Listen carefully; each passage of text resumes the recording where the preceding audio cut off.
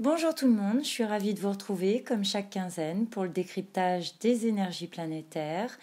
Je m'appelle Stéphanie et cette semaine je vais vous parler de la prochaine nouvelle lune qui se passera dans le signe des Béliers le vendredi 5 avril 2019 à 10h49 heure de Paris.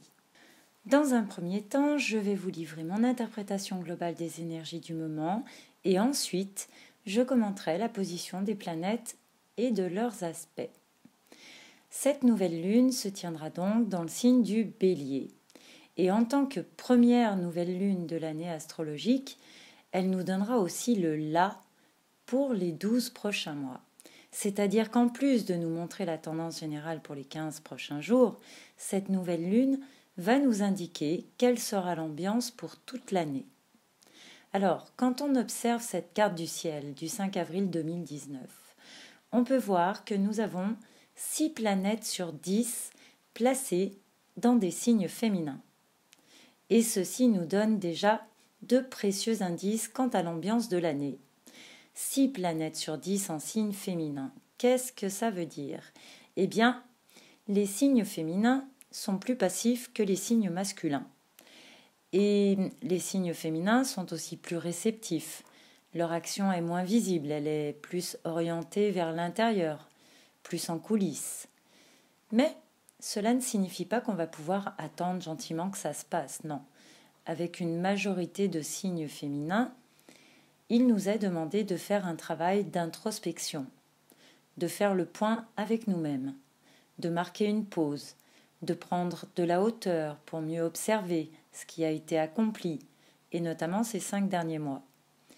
Il nous est demandé de réfléchir, de ressentir, d'être créatif, et le tout à la fois.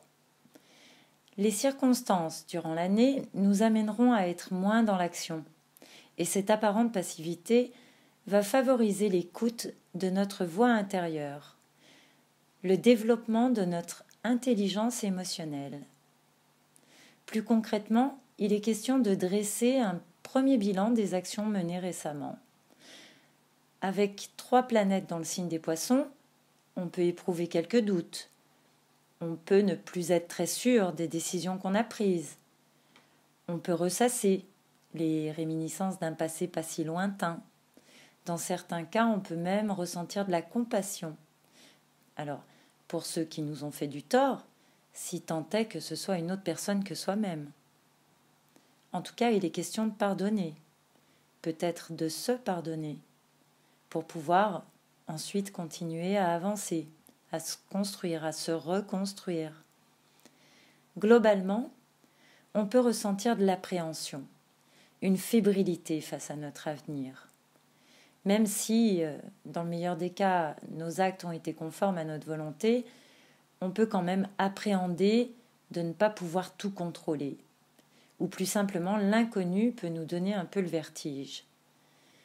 Et si on s'est trop reposé sur les autres, par excès de confiance ou je ne sais quoi, ou si on s'est trop laissé porter par le hasard, on peut subir, ce qui est une caractéristique féminine, ce manque d'implication personnelle, et ainsi réaliser que nos bases sont finalement fragiles et qu'elles ne tiendront peut-être pas le coup. On peut réaliser qu'on a fait fausse route. Eh bien, avec le bel aspect de Jupiter à Uranus, sur lequel je reviendrai un petit peu plus tard, on aura l'occasion de rectifier le tir. On aura l'opportunité de prendre nos responsabilités. Entendez par là qu'on peut se retrouver face à des choix à assumer. Et aussi qu'on peut devoir fournir plus d'efforts, en prenant plus sur soi. Voire même, on aura à se surpasser.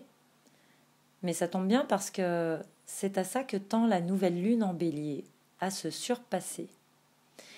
Saturne est plutôt en aspect de tension à la nouvelle lune, nous met un peu la pression.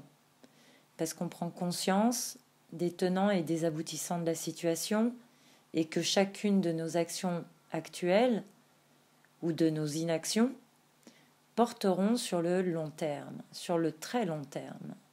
Cette pression peut créer des blocages ici donc symbolisé par ce carré. On peut nier la réalité, se braquer, refuser de changer quoi que ce soit.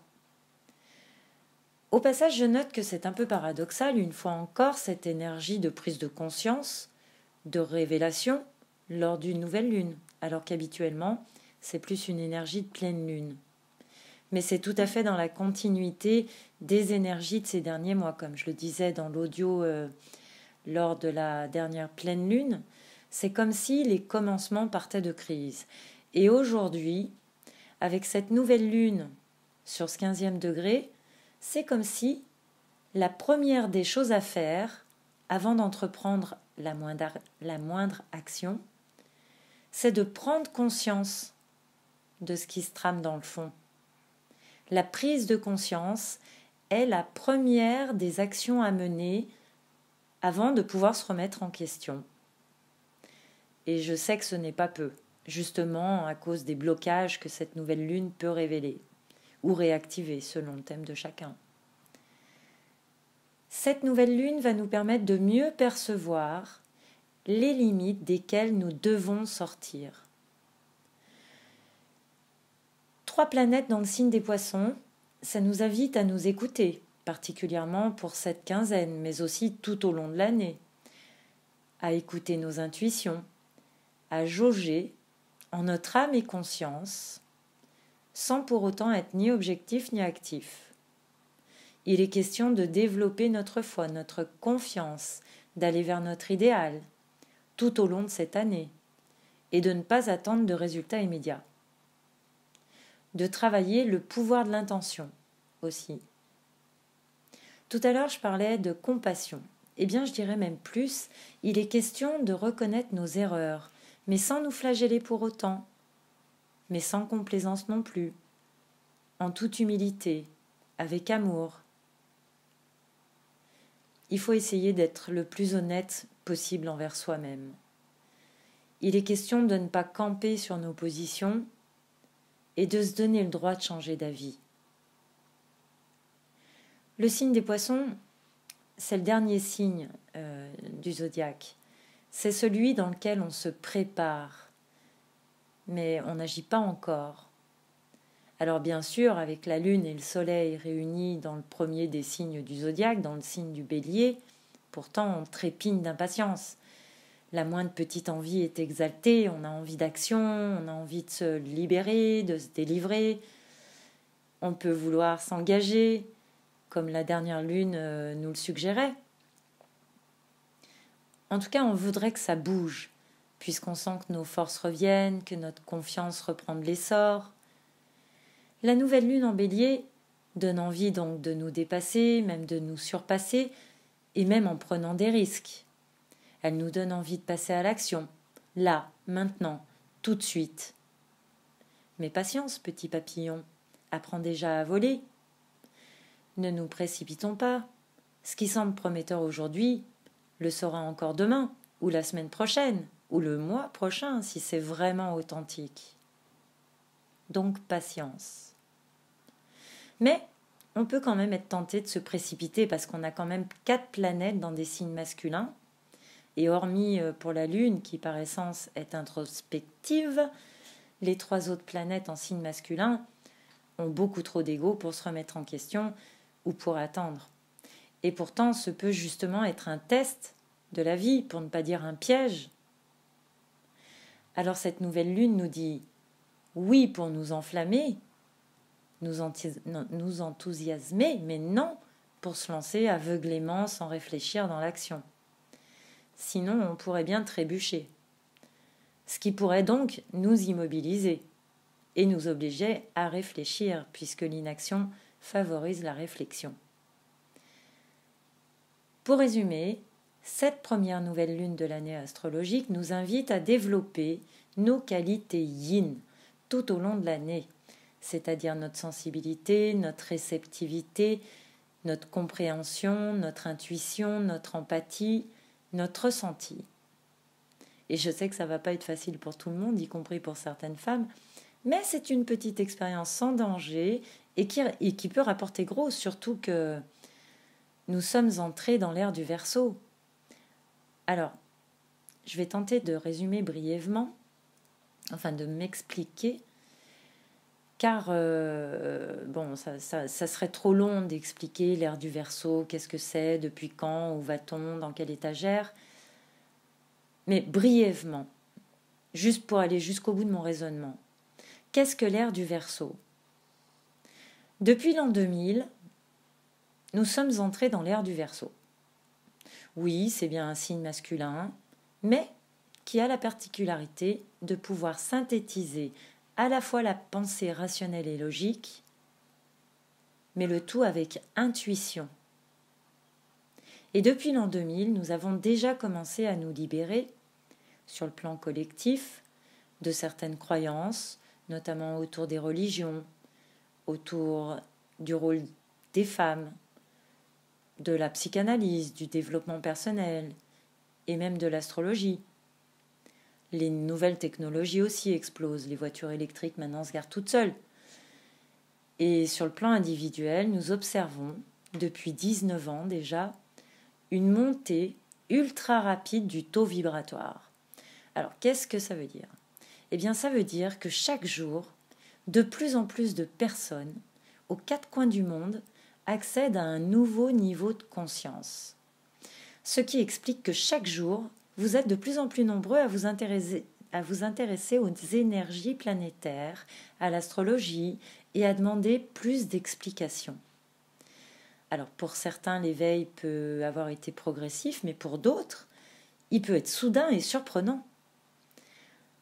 On vit une époque extraordinaire et je suis vraiment très heureuse de constater que vous êtes toujours plus nombreux à vouloir comprendre ce qui se passe là-haut, de voir aussi que les jeunes sont complètement décomplexés et de mieux en mieux informés sur ces sujets, parce que l'astrologie apporte beaucoup de réponses, même si elle ne règle pas tous les problèmes, elle permet de comprendre et de prendre conscience, ce qui est tout à fait dans le thème de cette nouvelle lune. Voilà. Et avant de fermer cette parenthèse, j'en profite pour vous remercier tous, chers abonnés, du fond du cœur pour l'intérêt que vous portez à mes audios. Vraiment merci pour votre écoute, pour vos partages, vos commentaires, pour l'immense espoir que vous faites naître en moi. Sincèrement, un grand merci. Allez, revenons-en à donc, la nouvelle lune du 5 avril 2019. Regardons à présent la position des planètes et les aspects qu'elles forment entre elles. La nouvelle lune est au carré de Saturne et de Pluton. C'est un aspect peu sécurisant où on peut refouler une attirance, pourtant puissante, par excès de sérieux. On peut être très tenté par une relation ou une acquisition, mais y renoncer, par peur, par blocage, ou parce qu'on ne la sent pas du tout. Ou parce que, bien que très attirante, l'offre ne remplit pas tous les critères dont on a besoin. Ou peut-être par manque de moyens. On peut par exemple trouver un logement, que ce soit à louer ou à acheter, mais quelque chose ne correspond pas tout à fait. Soit parce que c'est trop loin, trop cher, trop petit, trop grand. Ou peut-être parce que c'est juste pas le bon moment. Ou on peut aussi avoir du mal à trouver un logement, justement. C'est aussi un aspect de séparation. Alors on peut être libéré d'une contrainte, et l'aspect est alors un peu plus bénéfique, mais le carré quand même parle d'un effort probablement difficile à faire, d'un renoncement. On peut devoir quitter un lieu, une structure, des repères, qui bien que relativement toxiques, dirons-nous, nous apportaient quand même une certaine sécurité. Mercure. Alors Mercure, il est enfin repassé direct, enfin, depuis le 28 mars, après le 28 mars. Ce n'est pas encore le cas au moment où j'enregistre cet audio. On est le 25. Il est toujours dans le signe du Poisson jusqu'au 18 avril, après quoi il passera lui aussi dans l'impétueux signe du Bélier.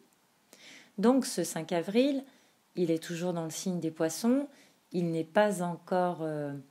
comment dire, il n'a pas encore recouvré la totalité de ses facultés intellectuelles et de logique, car toujours connecté au grand tout, il est conjoint à Neptune et à Vénus à présent. Il prend désormais beaucoup de plaisir à ouvrir le champ des possibles. On foisonne d'idées nouvelles, plus créatives les unes que les autres, plus idéalistes et romantiques aussi. La période est encore, voire même plus que jamais, très propice aux écrivains, aux musiciens et autres artistes pour créer une œuvre remarquable, pour s'exprimer avec poésie et profondeur et faire de très beaux rêves aussi, puisque le subconscient s'exprime. Et sur le plan professionnel, si vous êtes à la recherche d'un emploi, Mercure en sextile à Saturne pourrait bien être très favorable pour trouver un poste très intéressant et signer un contrat qui vous portera sur le long terme. Mercure en sextile à Pluton pourrait bien mettre un terme à une période de précarité.